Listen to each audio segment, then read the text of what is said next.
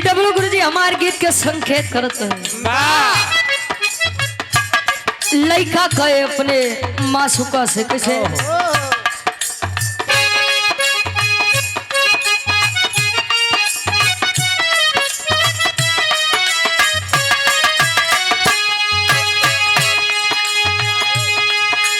काहे करेलू हमके बदनाम जहे कहे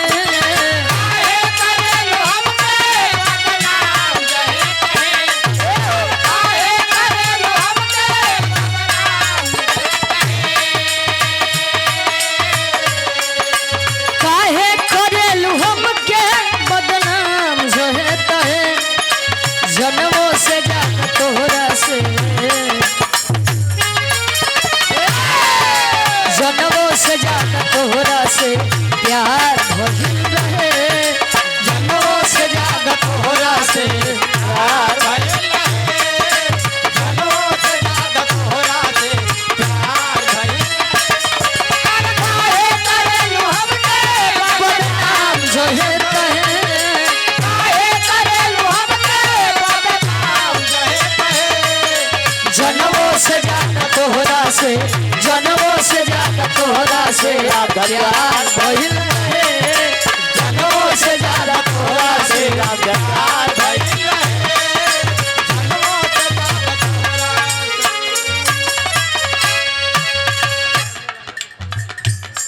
पन्नेलाल यादव जी हमारे गार्जियन जी पहलवान साहब ये हमारे भाई के द्वारा 100 रुपए का सम्मान बहुत बहुत धन्यवाद आशीर्वाद के चाह रहे हैं। कहे काहे करेलू हमके बदनाम सहते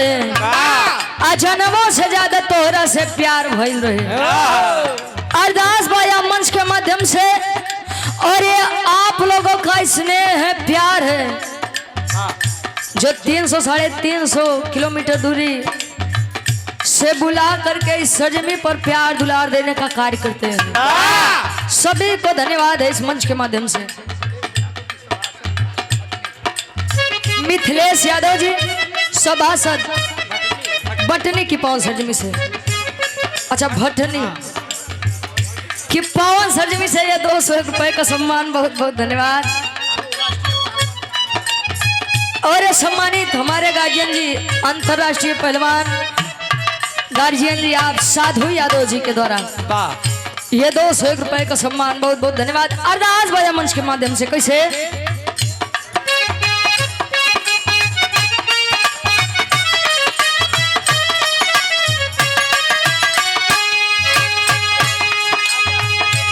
आजा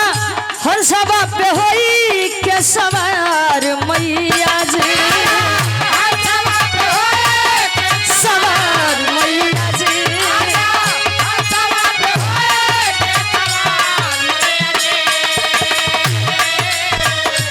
आजा हर सभा पे होई के सवार मैया जी काहे देरिया लोग बोलू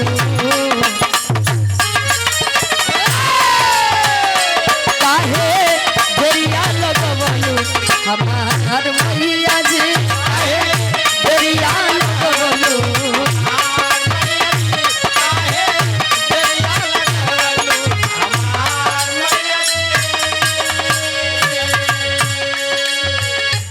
आजा हम सभा पे होई के सवार मैया जी काहे दरिया लगबलू हमार मैया जी कहे मन की तरंग मार लो बस हो गया भजन आदत बुरी सुधार लो बस हो गया भजन।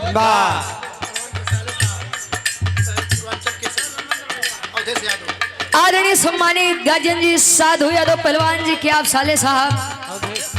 अवधेश यादव जी पूर्वांचल केसरी हमारे गार्जियन जी के द्वारा 200 रुपए का सम्मान शरणों में कोट कोट नमन है आशीर्वाद के चारे। आखिरी भाव बा बिटिया आखिरी भाव में बतावे कि बिरहा जगत में हमर खानदान का बा अब बिरहा जगत में हमर माई बाबू के बा कैसे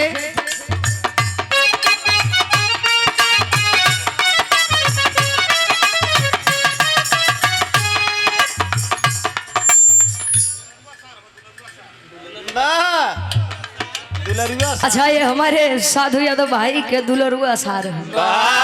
क्या बात है तोरे भौजी भैया अरे क्या कहना उसे बहुत बड़ा बढ़िया जोड़त हो गुरु जी कहो अरदास बा आखिरी भाव में कवि जी लिखत हैं कैसे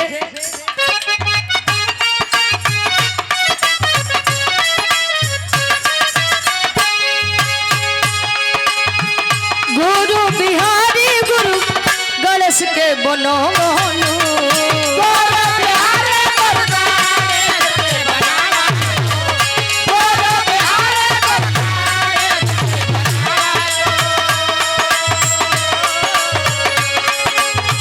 रामदेव चंद्रिका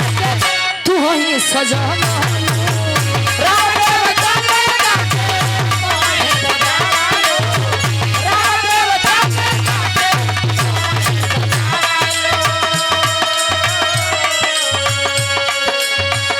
याद रुचि के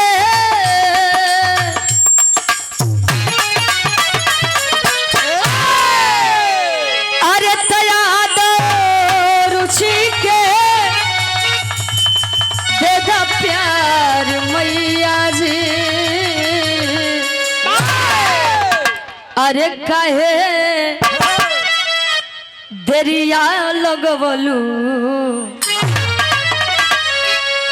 काहे देरिया लगवलू हमार मैया जी काहे देरिया लगवलू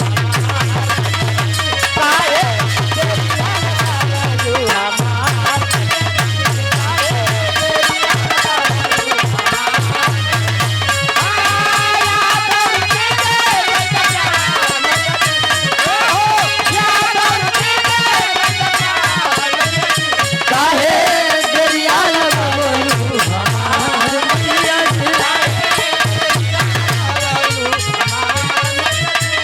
अरे काहे दरिया लगवलू हमार मैया जी